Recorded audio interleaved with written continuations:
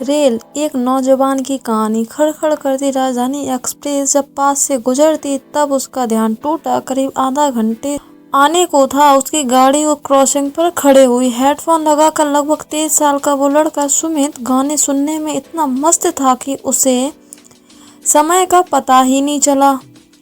उसने झुककर पास वाली खिड़की से देखा। रात के उस सन्नाटे में खड़खड़ करती राजधानी एक्सप्रेस की आवाज और अंधेरे में चमकती ट्रेन की खिड़कियों ने उस आम आदमी को इतना खास बना दिया कि लगभग आधे घंटे से स्टेशन पर खड़ी उस लोकल गाड़ी का वो लोकल पैसेंजर सोच के सागर में डूबकर खुद को राजधानी एक्सप्रेस के एसी कोच में महसूस कर रहा था।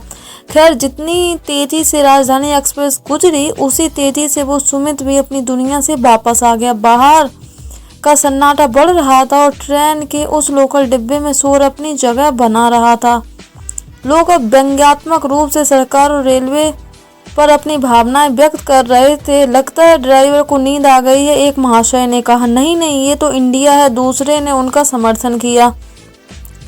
अरे इंडिया तो पहले भी था, सरकारी निकम्मी है, एक महिला ने बहस में हिस्सा लिया। बस अब बढ़ गई थी। लोग अपने शिक्षित होने का प्रमाण देकर उस महिला पर अपना प्रभाव डालने की फिराक में थे। महाशय जो खुद को अभी राजधानी एक्सप्रेस के एसी कोच में महसूस कर रहे थे, हेडफोन निकालकर अब इस बहस का आनंद ले रहे थे और उनके चेहरे की वो शालीनता भरी मुस्कान उनके युवा होने का प्रमाण दे रही थी। तभी एक झटका सा लगा और ट्रेन चल पड़ी। गर्मी से परेशान होकर वो लोग बाहर बैठे थे और सभी ट्रेन में चढ़ गए।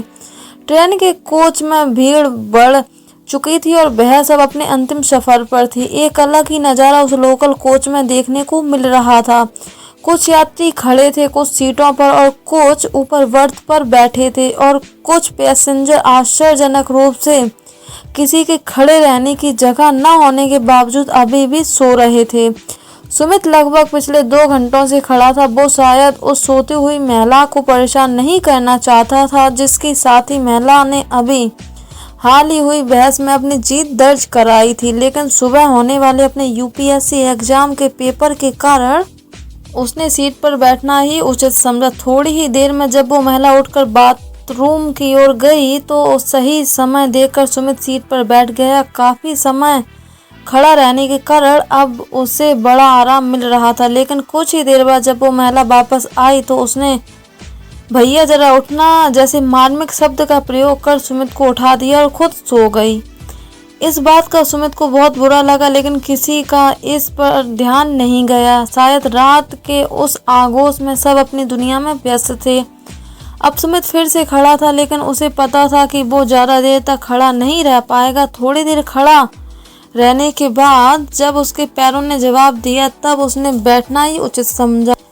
इस बार वो सीधा उस महिला के पैरों में जाकर बैठ गया। आदमी और औरत में फर्क न समझने वाली इस पीढ़ी का ये युवा नौजवान तो बस अपने कल होने वाले यूपीएससी एग्जाम पेपर के बारे में सोचकर रात के इस सन्नाटे के गुजर जाने का इंतजार में था, लेकिन इस सन्नाटे से होने वाले शोर से बिल्कुल अनजान। हल्की हल्की नींद के झोंकों के छोटे से शहर का वो लड़का अपनी जिंदगी का वो हंसी सफर तय कर रहा था जो उसके सपनों को हकीकत में बदलने वाला था।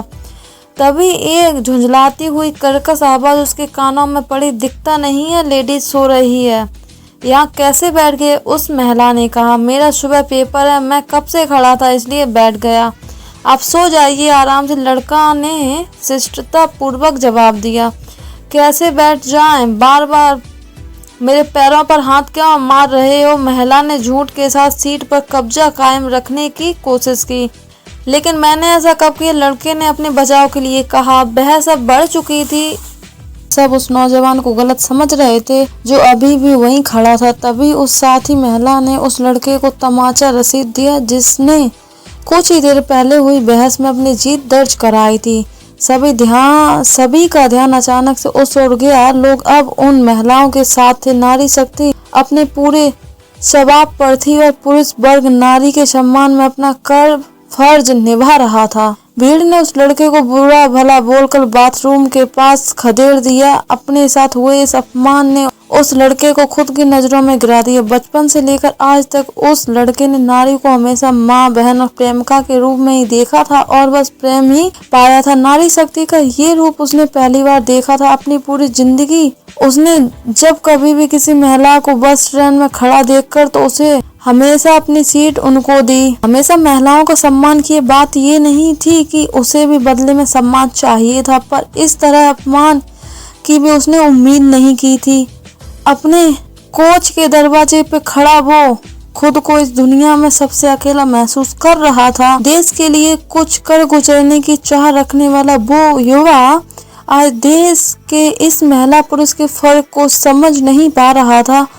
उसके सारे सपनों जो बस हकीकत में बदलने ही वाले थे, एक पल में ही धराशायी हो गए। उसके हाथों की पकड़ अब ढीली होती जा रही थी। हवा के झोंकों के साथ उड़कर हाथों पर गिरने वाली आंसुओं की बूंदें भी उसके जिंदा होने का प्रमाण नहीं दे पा रही थी। सुबह की उस किरण के साथ उस ट्रेन ने तो वो सफर पूरा किया, पर उस नौजवान ने नहीं। आई होप आपको ये इमोशनल स्टोरी काफ़ी पसंद आई होगी और आप इन स्टोरी की लर्निंग्स हमेशा याद रखेंगे और कभी भी अपने जीवन में ऐसा नहीं करेंगे। स्टोरी को लास्ट तक सुनने के लिए आपका बहुत बहुत धन्यवाद।